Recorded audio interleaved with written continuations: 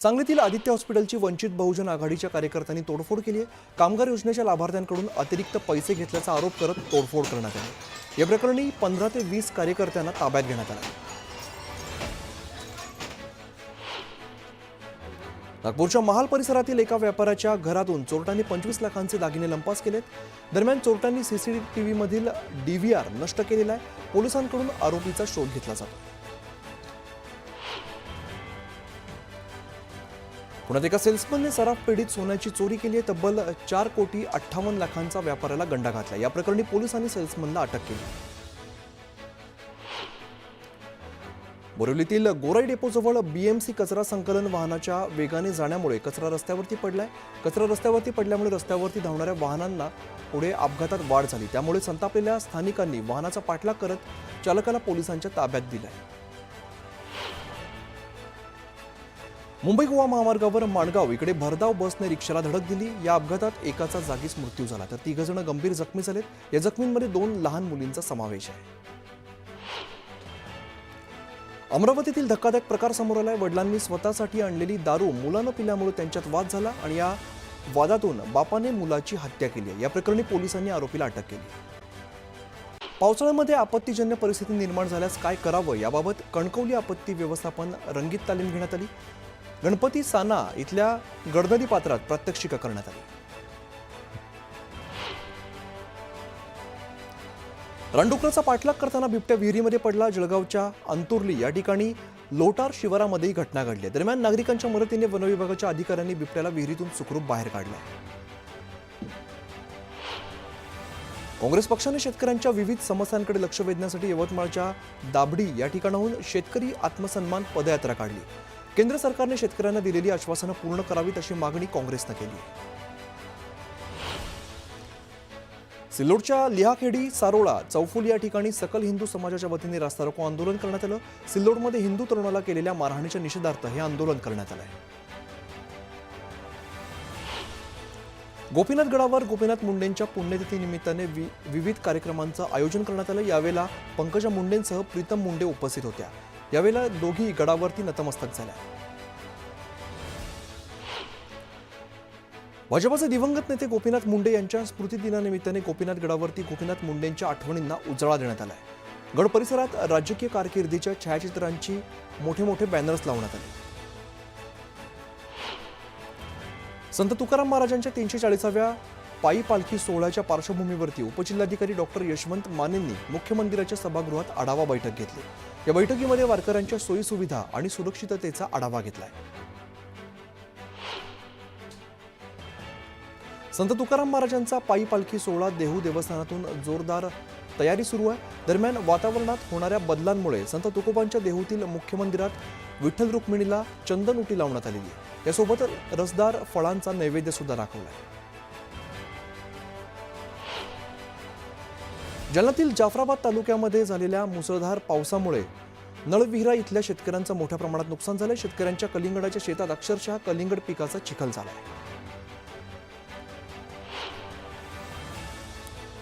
नांदेड जिल्ह्यात पावसामुळे झालेल्या नुकसानामुळे हताश झालेला एक शेतकरी कुटुंबातील चिमुकलीने एक व्हिडिओ बनवलाय। प्रशासन पंचनामे करण्यासाठी शेतात न आल्यामुळे मुलीने व्हिडिओमध्ये तक्रार केली। हा व्हिडिओ व्हायरल झाल्यानंतर आमदार राजेश पवारांनी प्रशासन अधिकाऱ्यांसोबत थेट येत चिमुकलीच्या शेतामध्ये येत नुकसानीचे पंचनामे करण्याचे आदेश दिले। मराठवाड्यात मे महिन्यामध्ये पावसाने जोरदार हजेरी लावली। त्यामुळे मराठवाड्यातील 8ही जिल्ह्यात 11,000 हेक्टरवरील पिकांचं नुकसान झालंय। हळद, भुईमूग, ज्वारी, कांद्यासह फळबागांचं मोठं नुकसान झालंय। या सर्वात जास्त फटका बीड जिल्ह्याला बसलेला आहे। एकट्या बीडमध्ये 4.5 हेक्टरवरील पिकांचं नुकसान झालंय। वर्ध्यात मागील महिन्याच्या शेवटच्या आठवड्यामध्ये पावसानं हजेरी लावली। मात्र पावसाने विश्रांती घेतल्यामुळे शेतकऱ्यांची चिंता वाढलेली आहे। पेरणी करायची की नाही अशी द्विधा मनस्थिती शेतकऱ्याची झाली आहे। जळगाव जिल्ह्यात मे महिन्यामध्ये झालेल्या जोरदार पावसामुळे आता थोडी उसंत घेतलेली आहे। मात्र उद्या आणि परवा वादळी वाऱ्यासह पावसाचा अंदाज वर्तवण्यात आलाय। जळगावला येलो अलर्ट जारी करण्यात आलाय। सोलापूर जिल्ह्यात पावसामुळे 4,000 हेक्टरवर शेतीचं नुकसान झालंय। त्यातील काही शेतीचे पंचनामे झालेले असून काही भागामध्ये पंचनामे सुरू आहेत। तर या शेतकऱ्यांना सरकारकडून मदतीची प्रतीक्षा कायम आहे। छत्रपती संभाजीनगरमध्ये पावसाने विश्रांती घेताच खरीपपूर्व मशागतीची कामं शेतकऱ्यांनी पुन्हा सुरू केली आहेत. रासायनिक खतं बियाणं खरेदी करण्यासाठी शेतकरी कृषी सेवा केंद्रावरती गर्दी करत आहेत. आता घेऊया उर्वरित बातम्यांचा वेगवान आढावा. कोल्हापुरातही कोरोना रुग्णांमध्ये वाढ झाली. जिल्ह्यामध्ये सध्या कोरोनाचे 8 रुग्ण उपचार घेत आहेत. त्यामुळे नागरिकांना काळजी घेण्याचं आवाहन केलं जात आहे. नागपुरातही कोरोनाचा पुन्हा शिरकाव झाला. नागपुरात कोरोनाचे 2 रुग्ण पॉझिटिव्ह आढळले. त्यामुळे आरोग्य प्रशासनाकडून काळजी घेण्याचं आवाहन केलं जात आहे. दिंडोरीच्या जाधव वस्तीजवळ बिबट्याने 5 वर्षीय चिमुकलीवरती हल्ला केलाय. आजोबासोबत घरी जात असताना बिबट्याने चिमुकल्यावरती झडप मारून ओढून नेले. दरम्यान नागरिकांनी शोध घेतला असता चिमुकल्याचा मृतदेह आढळून आलाय. मावळमधील 24 शाळा आधुनिक पायाभूत सुविधांनी विकसित करण्यात येणार आहेत. उपमुख्यमंत्री अजित पवार यांच्या संकल्पनेतून हा महत्वाकांक्षी प्रकल्प साकारण्यात येणार आहे. यासाठी एकूण 20,57,00,000 रुपयांचा निधी मंजूर करण्यात आला आहे. जळगाव जिल्ह्यात ज्वारी बाजरी खरेदी नोंदणीसाठी आता 15 जूनपर्यंत मुदतवाढ देण्यात आली आहे. 9,337 शेतकऱ्यांची नोंदणी पूर्ण झाली आहे. तर पणन महासंघाच्या माध्यमातून एकूण 18 शासकीय खरेदी केंद्र सुरू आहे. पंढरपूर येथील विठुरायाच्या आषाढी सोहळा अवघ्या काही दिवसांवरती येऊन ठेपला. मात्र वारी दरम्यान वारकऱ्यांना अनेक अडचणींचा सामना करावा लागतो. यासाठी वारकऱ्यांना चांगल्या सुविधा देण्यात याव्यात या मागणीसाठी वारकरी मंडळाकडून मुख्यमंत्री आणि उपमुख्यमंत्र्यांकडे विनंती करण्यात आली आहे. नागपुरातील सुभाषनगर भागातून जाणाऱ्या सांडपाण्याची पाईपलाईन फुटली आहे. त्यामुळे एका घराचं कंपाऊंड वॉल पूर्णतः 20 फूट खाली खचली आहे. पावसाच्या तोंडावर अशा घटना घडल्यामुळे भविष्यातील मोठी दुर्घटना घडण्याची भीती नागरिकांनी वर्तवली आहे.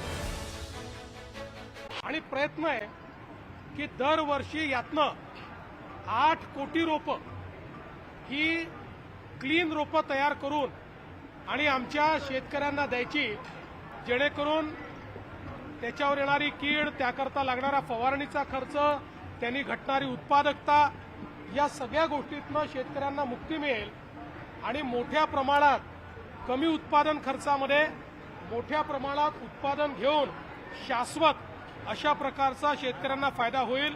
आणि म्हणून एकूण 9 पैकी 3 म्हणजे 1/3 सेंटर्स हे एकट्या महाराष्ट्राला दिल्याबद्दल मी माननीय शिवराजसिंग चव्हाण साहेबांचे मनापासून आभार मानतो.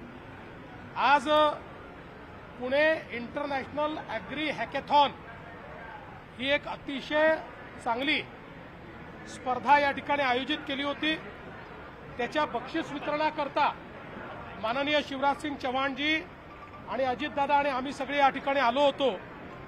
अतिशय चांगल्या संकल्पना यामध्ये पाहायला मिळाल्या. शेतीच्या क्षेत्रात कृत्रिम बुद्धिमत्तेचा वापर असेल, वेगवेगळ्या प्रकारचं कीड नियंत्रणाकरता कृत्रिम बुद्धिमत्तेचा वापर असेल, अगदी फोटो काढून त्या फोटोच्या आधारावर प्रेडिक्टिव्ह 94% ॲक्युरसीने त्या ठिकाणी प्रेडिक्शन करणं असेल, किंवा त्या तिथली जी काही हवा आहे त्या हवेत कुठले किटाणू, जीवाणू, विषाणू तयार होत आहेत की जे नंतर क्रॉपला त्रास देतील याचं अर्ली प्रेडिक्शन असेल, फर्टिगेशन असेल, ऊसामध्ये एआयचा वापर असेल, कापूस वेचणी करता यंत्र असेल, अशा विविध प्रकारचे प्रयोग हे या हॅकेथॉनमध्ये लोकांनी मांडले. आम्ही घोषणा केली आहे की याच्यामध्ये जे काही आज वेगवेगळ्या प्रकारचे प्रयोग आले आहेत त्याच्याकरता एक इन्क्युबेशन सेंटर आम्ही सुरू करू आणि यांना प्रॉडक्टपर्यंत इन्क्युबेट करण्यामध्ये आम्ही मदत करू. एक फंड ऑफ फंड देखील महाराष्ट्राने तयार केलेला आहे स्टार्टअपचा 120 कोटी रुपयाचा.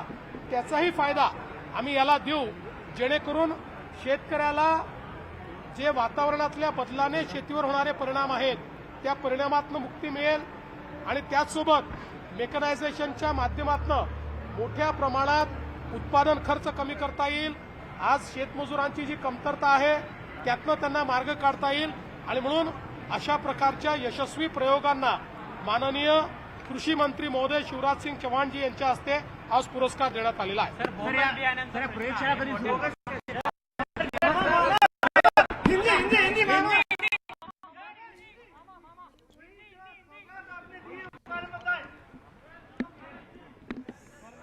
सबसे पहले तो मैं महाराष्ट्र के यशस्वी मुख्यमंत्री जी को दादाजी पवार जी को बहुत बधाई दूंगा, धन्यवाद दूंगा।